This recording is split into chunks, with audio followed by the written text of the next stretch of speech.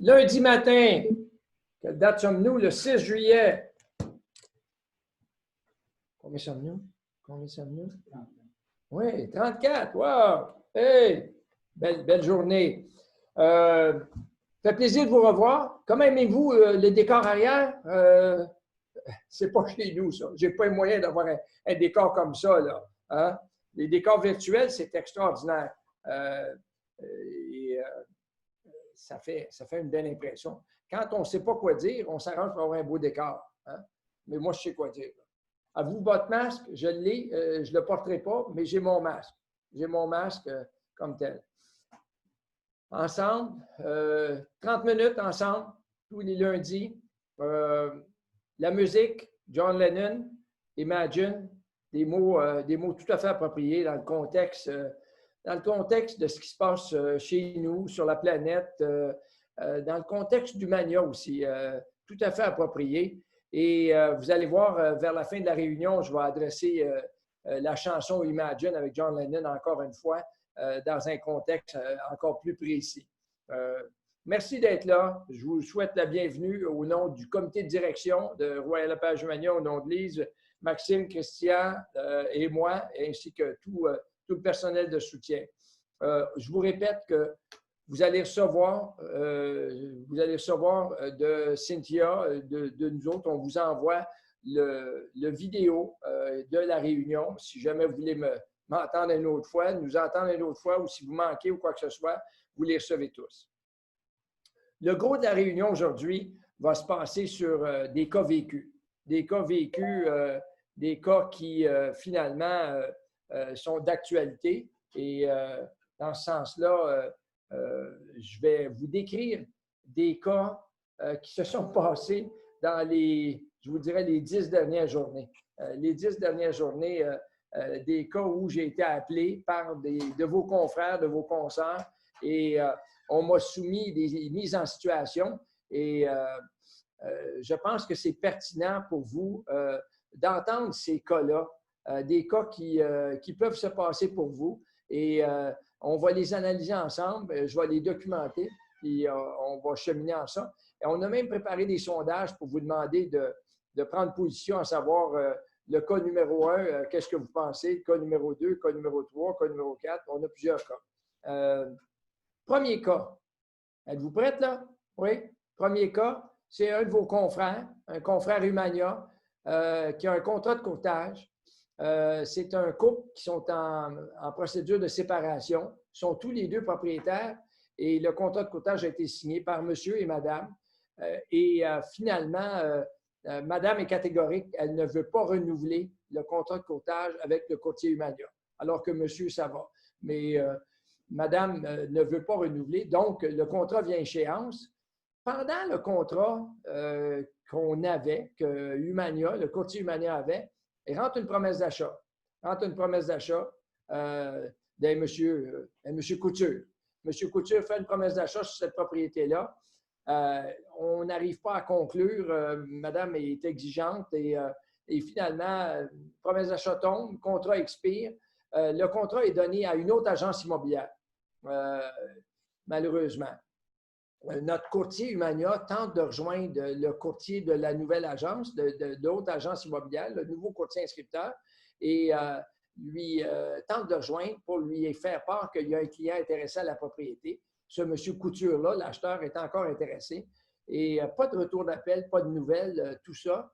Et peu de temps après la prise du contrat de courtage, constat, la maison est vendue, la propriété est vendue au client à Couture qui a fait la promesse d'achat avec le courtier Humania. Qui a droit à la commission là-dessus?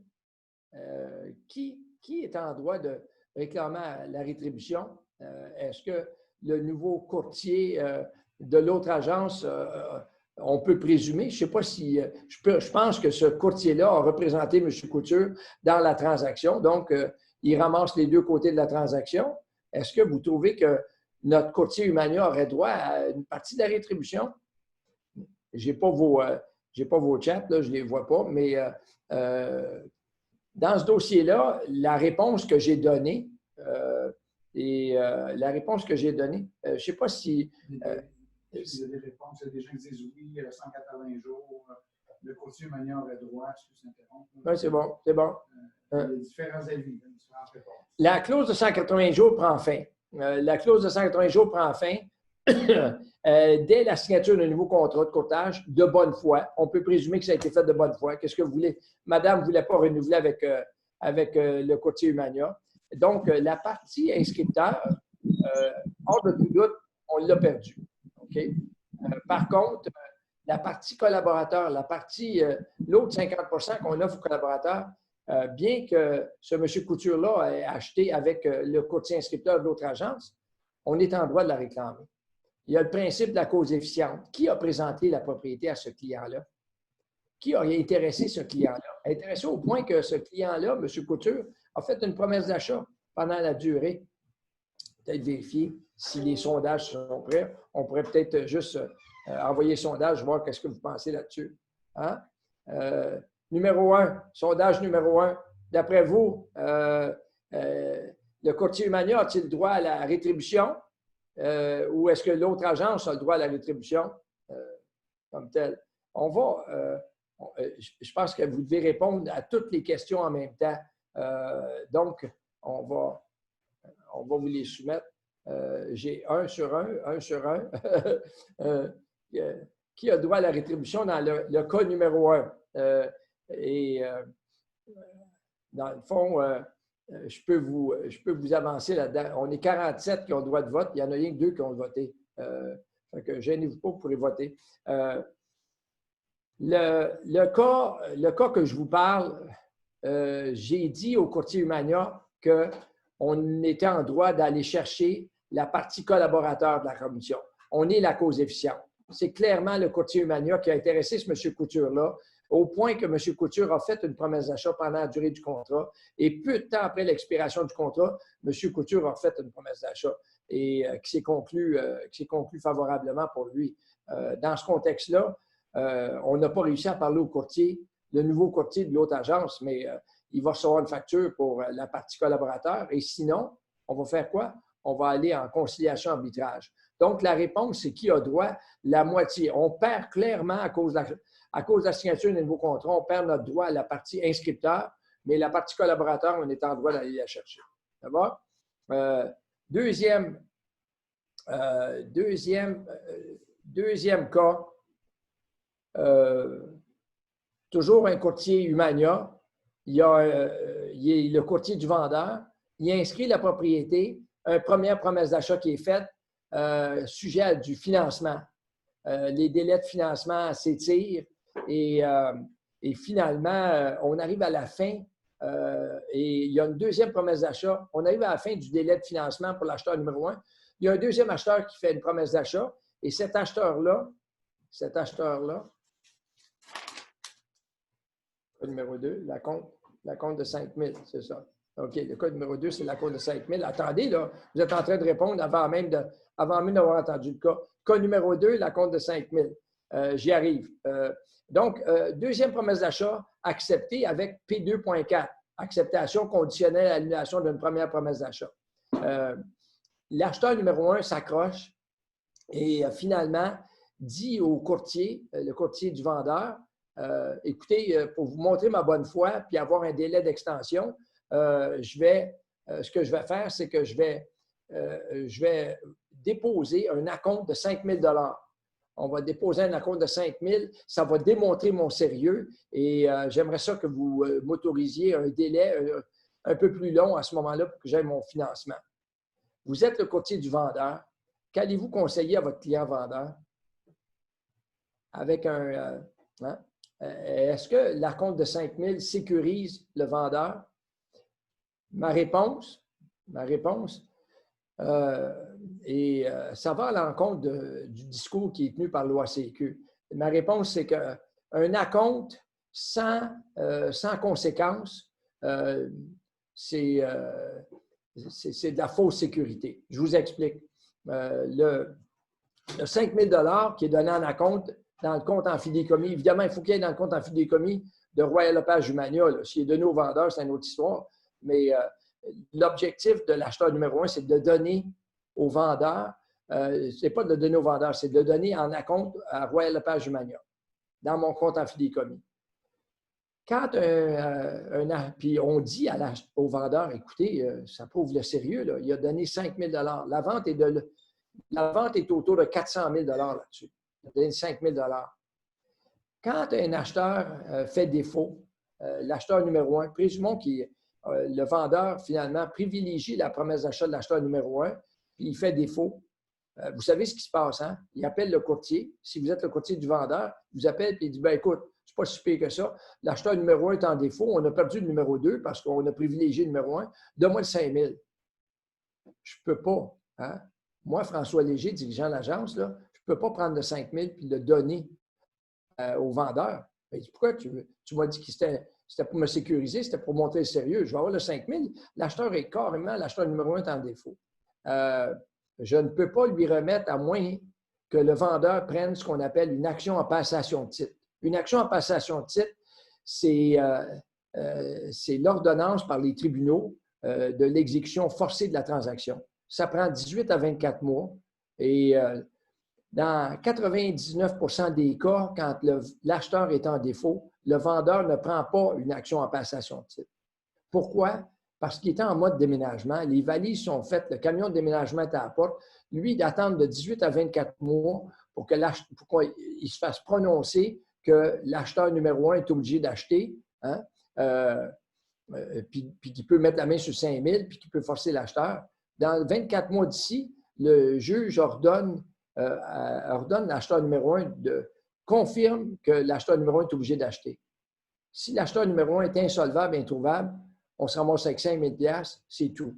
Je vous dis, dans 99 % des cas, quand on a un acompte, le vendeur ne prend pas une action en passation de titre. Ce qu'il fait, c'est qu'il dit à son courtier, envoie un avis de 72 heures à l'acheteur numéro 1, lui dire que s'il ne passe pas chez le notaire, on remet la maison en vente, puis on va tenir responsable pour les dommages qu'on a subis, le manque à gagner si on vend à moins cher, l'annulation du déménagement, les préjudices, quoi que ce soit. On appelle ça une action, pas en passation de titre, une action en dommage-intérêt.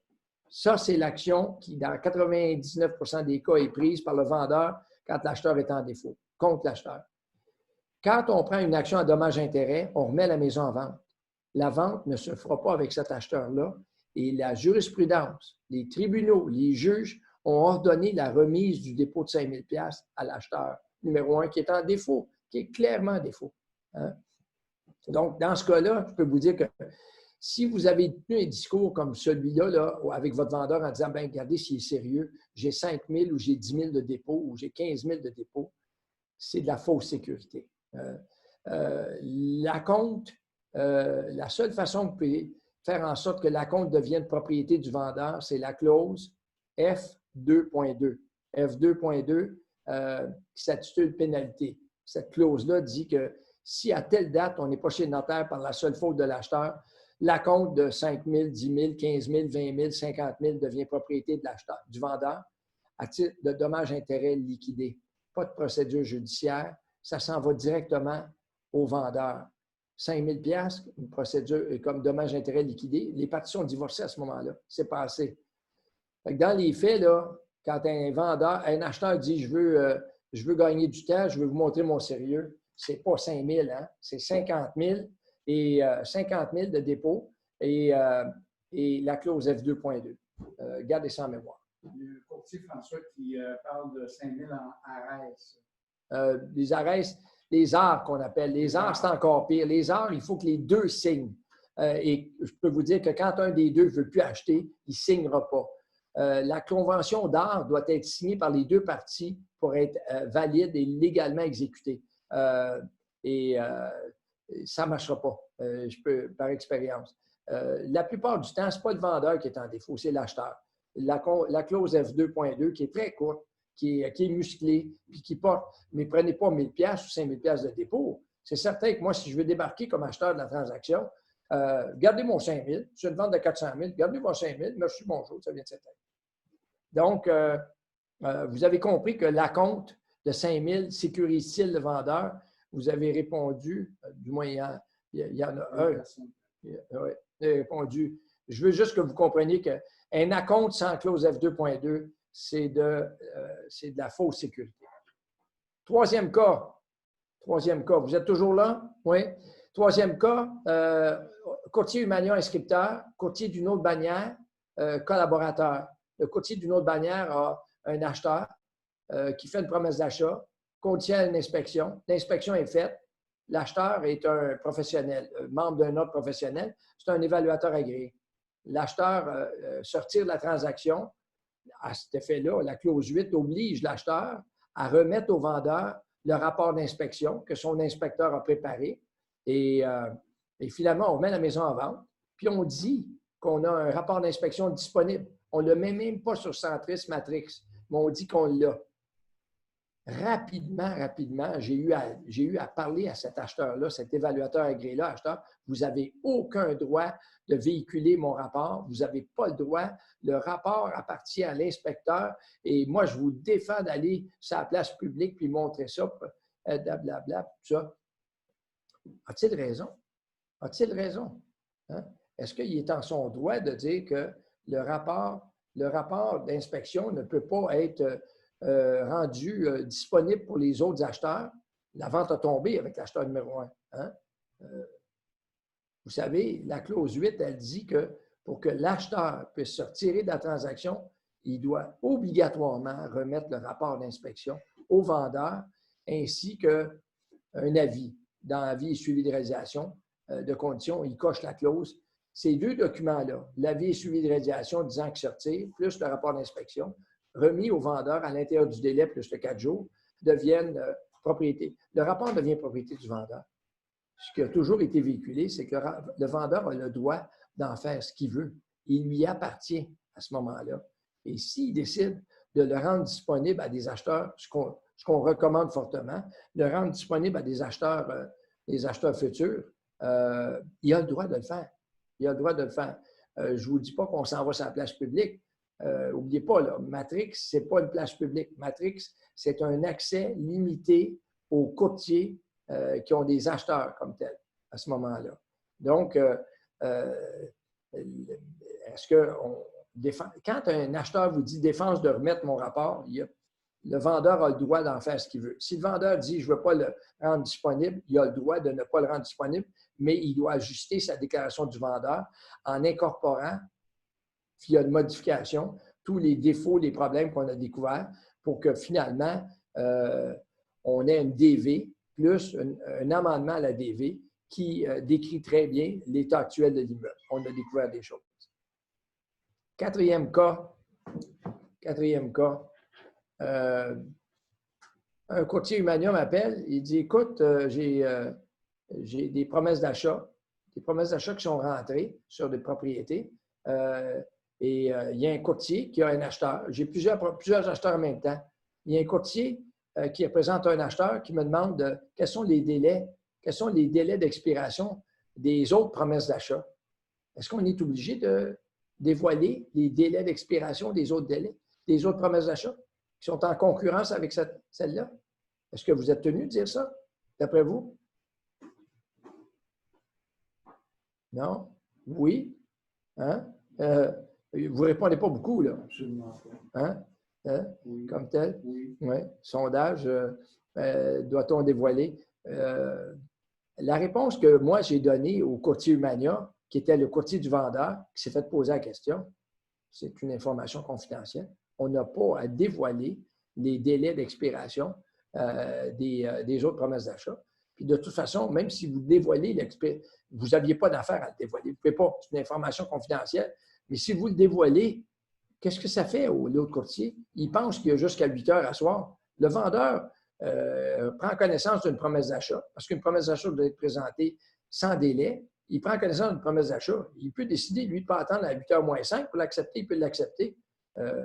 Donc, vous n'avez pas à dévoiler les délais d'expiration des autres promesses d'achat.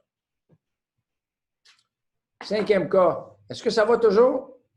Est-ce que ça va toujours? Oui, vous êtes toujours là. Cinquième cas. Financement, promesse d'achat acceptée. Le courtier Humania représente l'acheteur dans ce dossier-là. C'est un courtier d'une autre bannière qui est le courtier du vendeur. Et finalement, On a le financement qui sort, accepté. On fait l'inspection. Les délais d'inspection sont dépassés. Par contre, on découvre que le système d'épuration des eaux est, à fin pratique, est mort. Il est en fin de vie, il doit être remplacé incessamment. Il faut refaire le système d'épuration des eaux. Et les acheteurs n'ont pas l'argent pour être capables de débourser. Il y avait leur financement, tout ça, mais là, on se ramasse avec un déboursé de 15 000 $. Le vendeur est prêt à contribuer 5 000 $. Il reste 10 000 $ et l'acheteur n'a pas les liquidités pour le 10 000 $. Il va essayer de demander une augmentation dans le financement. Il n'est pas capable d'avoir l'augmentation dans le financement. Donc, il dit, moi, je regrette, je peux pas acheter cette maison-là, je n'ai pas les sous pour la rendre conforme. Puis, la municipalité peut condamner la propriété. Qu'est-ce qu'on fait dans ce temps-là? Est-ce qu'il y a une clause qui vous permettrait d'être capable de vous retirer de la transaction? Une fois que le délai de financement, on a mis une lettre de financement conforme à ce qui avait été écrit. On n'avait pas inclus le 10 000 $ de plus pour l'épuration des eaux, on ne le savait pas. Commentaire, François, prêt Réno sur l'hypothèque. Prêt Réno sur l'hypothèque, oui, sauf que je ne suis pas entré dans le détail. J'ai l'impression que cet acheteur-là n'a pas la capacité de rencontrer des mensualités plus élevées. L'autre commentaire, peut-on utiliser 10,5? Exactement. On a joué la carte du 10,5. On a livré un avis avec le formulaire avis et suivi de réalisation de conditions qui est tout monté. On a coché la clause appropriée. On a fait signifier par l'huissier au vendeur que l'acheteur sortirait pour ces motifs-là. Et à suivre, parce que c'est des cas qui sont d'actualité. À suivre, je pense qu'ils vont remettre la maison en vente. Essayer de forcer un acheteur à acheter, là, je peux vous dire que ce n'est pas de tout repos là, actuellement. Un autre cas vécu, maison, une vente de 72 000 $. Ce n'est pas un château, là. Hein? Vente de 72 000 $ à un Français qui débute ses vacances lundi, aujourd'hui, OK? Aujourd'hui même. Le certificat de localisation date de 2012, mais il ne reflète pas l'état actuel de l'immeuble parce qu'il y a eu rénovation cadastrale et la désignation cadastrale du certificat de localisation 2012 n'est pas la bonne. Donc, il faut un nouveau certificat de localisation. Vous le savez, tous les arpenteurs sont débordés. Puis, ça se peut qu'ils prennent de vacances aussi, je ne sais pas. Mais on n'aura pas de certificat de localisation avant le 15 août. On n'a pas de certificat de localisation avant le 15 août. On passe chez le notaire aujourd'hui. Quelle est la solution? Assurance titre. Assurance titre, vous avez raison. Sauf que vendredi, il y a 3 jours, là, vendredi dernier, le notaire choisi par l'acheteur, le Français, l'acheteur qui achète, avise la vendeuse que la signature ne pourra pas avoir lieu parce qu'il doute qu'il soit possible d'obtenir une assurance titre. On n'en sait pas plus actuellement. Moi, c'est un courtier mania qui m'a appelé. Là. Il m'a dit, qu'est-ce qu'on fait? L'acheteur paye comptant en passant. OK? L'acheteur paye comptant. Et donc, là, aujourd'hui, moi, je ne comprends pas là, que le notaire, à minuit moins 3, ouvre le dossier puis avise tout le monde qu'il va avoir de la misère à aller chez un assurance titre. Il y a 3 assureurs titres en passant. OK? Il y a 3 assureurs titres. Peut-être qu'il y en a un qui ne veut pas y toucher. Pour quelle raison, je ne sais pas. Mais est-ce que les 2 autres vont y toucher? Puis, je comprends. Mais on n'a pas réussi à parler au notaire. Le notaire a parlé directement au vendeur. Il n'y aura pas de transaction. Je ne suis même pas sûr qu'on va être capable de faire la transaction. Notaire qui, à la dernière minute, ouvre un dossier. Je comprends que les notaires sont dans le jus actuellement, mais je trouve que ça met en péril une transaction. Et puis là, qu'est-ce qui reste comme solution? C'est pour ça qu'on m'a téléphoné. Le Français, l'acheteur, lui, il veut rentrer dans la maison. Hein? Il veut rentrer dans la maison. Là, on parle d'une convention de préoccupation. Et occuper les lieux avant même d'avoir le titre de propriété, puis il veut peut-être faire des rénovations dans une maison dont il n'est pas le propriétaire actuellement. Ça peut être problématique, hein? Très problématique. Là, évidemment, il n'y a pas de transaction. Après, je ne sais pas si le notaire va être capable de trouver un assureur titre. L'idéal, c'est d'avoir un assurance titre, qu'on notarie le plus vite possible. l'autre idéal, c'est que moi, en tout cas, personnellement, là, si je n'ai pas le certificat de localisation, je serais réticent parce que l'assurance titre ne corrige pas les situations. Il me reste 5 minutes. Donc, dans ce cas-là, préoccupation, là, vous m'appellerez quand c'est. Mais de laisser rentrer un acheteur dans une maison dont il n'est pas propriétaire, la beauté de ce dossier-là, la chance qu'on a, c'est qu'il paye comptant. Fait que sur 72 000 $ de prix de vente, on va lui demander 35 000 $. Je peux vous dire que même s'il n'aime pas la maison, même si le voisin fait du bruit, même s'il découvre des souris, des fourmis, la convention de préoccupation va être écrite de telle façon qu'il ne pourra pas se retirer, à moins qu'il va perdre. Ça va être comme la clause F2.2, il va perdre son 35 000 à ce moment-là. Vous êtes le courtier qui a un acheteur pour une propriété à Saint-Jérôme. La propriété est inscrite par une autre agence immobilière et vous faites visiter à un couple cette propriété-là que vous pensez qu'il pourrait convenir. En sortant, les acheteurs, le couple d'acheteurs que vous représentez disent ah non, on ne l'aime pas, ça ne nous intéresse pas. Excusez. C'est pas le COVID, non. Le couple d'acheteurs que vous représentez disent non, ça ne nous intéresse pas. Par contre, il y a quelqu'un qui arrête sur le bord de la route et il dit on peut-tu visiter? Hein? On peut-tu visiter? Vous avez les clés, vous avez l'accès, vous avez le code d'accès pour entrer dans la maison. Ben, vous dites oui, on peut visiter. Finalement, vous faites visiter la maison à ces deuxièmes acheteurs-là qui sont arrivés là, comme ça, là, les cheveux sur la soupe, littéralement, là, et puis eux autres semblent intéressés. Est-ce que ces acheteurs-là sont des acheteurs qui vous reviennent? D'après vous, avez-vous le droit de représenter ces acheteurs-là? Est-ce que ce sont vos acheteurs? Moi, je peux vous dire que si je suis le courtier du vendeur et j'apprends que ces acheteurs-là sont arrêtés à cause de mon enseigne, à cause de peut-être qu'ils l'ont vu ailleurs ou quoi que ce soit, le principe de la cause efficiente, c'est qui a créé l'intéressement significatif? Là, on appelle ça un pick-up. Hein? Vous avez ramassé un acheteur là, parce que vous étiez là. Là, ça vous prend un contrat de courtage achat parce que ça se peut fort bien que le courtier du vendeur dise non, je regarde. L'acheteur numéro 1, s'il avait acheté, oui, c'est votre client. L'acheteur numéro 2, vous l'avez ramassé. C'est ma pancarte, c'est grâce à moi. Ils ont ralenti à cause de ça. Ça, là, soyez très, très prudents. C'est arrivé quelquefois que des fois, le courtier ne le sait peut-être pas, le courtier du vendeur, puis ça passe. Mais il y a des risques inhérents à ramasser un acheteur qui s'est présenté là, pas à cause de vous, à cause de la pancarte.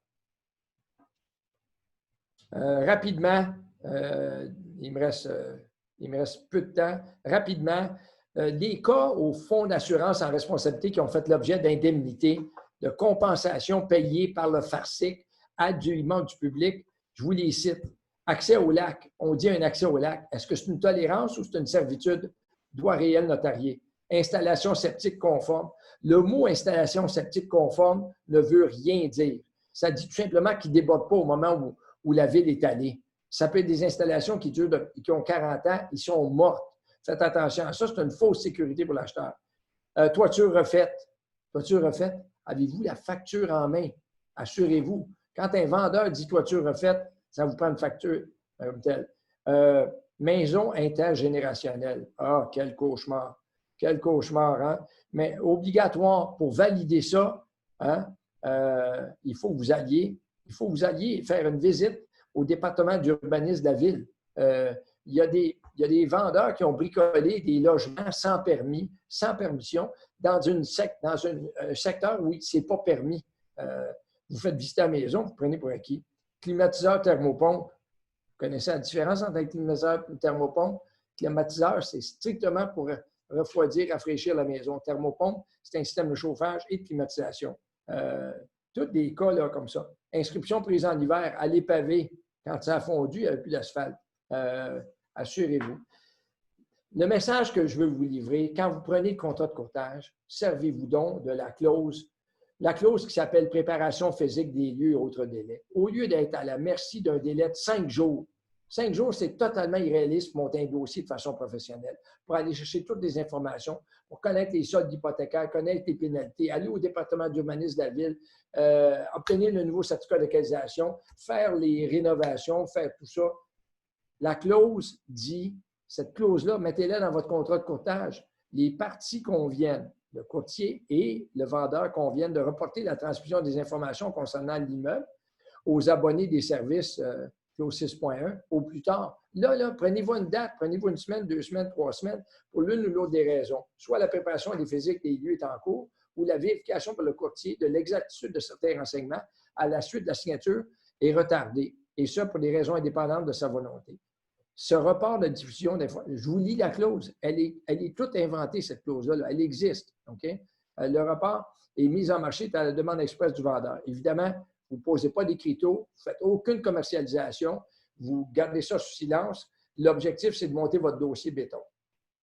État du marché, les statistiques de 6 mois ne sont pas sorties encore.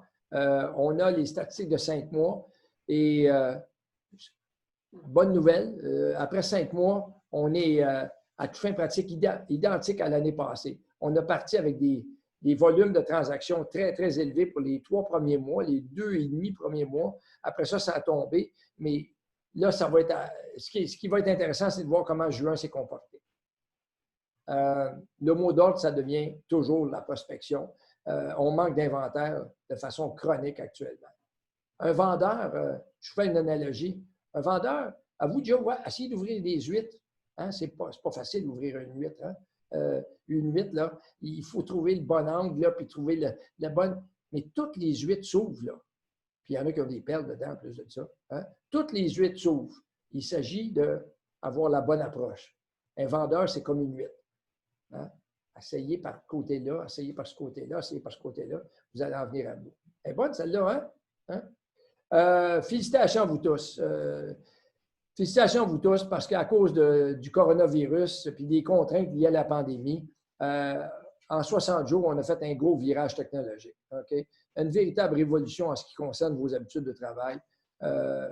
C'est quelque chose. C'est quelque chose. On a maîtrisé des technologies qu'on n'utilisait pas du tout, entre autres le Zoom. Par contre, attention, il y a des sérieux risques de résurgence et de la pandémie. Rien n'est acquis. Pour le moment, prudence, masque, faire signer les formulaires de coronavirus. Moi, chez Humania Centre, c'est la même chose. Ça va? Je termine en vous disant que le mot de la fin, on va vous envoyer un lien à un message extrêmement inspirant d'une dame qui s'appelle Diana Nayad, N-Y-A-D, dans TED Talk. TED Talk, c'est un site web où vous avez des milliers de conférenciers, de 5 à 20 minutes maximum, des messages très bien. On va vous l'envoyer, il y a des sous-titres français. Cette dame-là, à son 5e essai, elle a réussi. Elle est la seule personne sur la planète à l'avoir fait. Elle a nagé 100 000. 100 000 de Cuba à Key West. Elle l'a fait en 53 heures. C'était son 5e essai. Elle avait 64 ans quand elle l'a fait. Hein? Elle a essayé à 20 ans. Elle a essayé à 30 ans. Elle a essayé à 40 ans. Elle n'a jamais abandonné. Et finalement, elle l'a fait. Hein? Le message est très, très inspirant. Et elle parle de John Lennon. Elle parle de la chanson qu'on vous a fait entendre au début. Son message, écoutez-le parce que c'est pas une question de natation, c'est une question de message de vie. N'abandonnez jamais. Never give up. Elle le dit tellement bien. Hein? Achieve your dreams. Réalisez vos rêves. Vous avez tous des rêves. Ils se réalisent. Il ne faut pas que vous abandonniez vos rêves. Hein? Le jour où il n'y a plus de rêves, on ne vit plus. Hein? La vie, c'est beaucoup plus à propos du quotidien, du moment présent que de votre destination. Hein? Elle a essayé longtemps de se rendre à Key West. Ça a été long, pénible, mais tous les moments, elle en parle dans sa présentation, son séminaire, elle en parle comme étant des moments magiques. Elle a apprécié ça. Même quand elle a échoué, elle a apprécié ça. Hein? Si vous avez un rêve, trouvez une façon de le réaliser. Trouvez la façon de la réaliser. La vie est trop courte. Puis on n'a seulement qu'une vie. Là. On n'en a pas trop. Hein? Agissez. Puis on n'est jamais trop vieux pour réaliser nos rêves. On n'est jamais, jamais trop vieux pour réaliser nos rêves. Écoutez ça, c'est trop, trop inspirant. Si vous le croyez, vous avez la persévérance, tout se fait. Ça va? On se revoit, il est 10h35, 5 minutes de trop, mes excuses. On se revoit lundi prochain, le 13 juillet à 10h. J'espère que vous avez trouvé ça intéressant. Un autre message inspirant pour lundi prochain. Lundi le 13, à bientôt. D'ici là, bonne semaine et bon succès et bonne santé. Merci.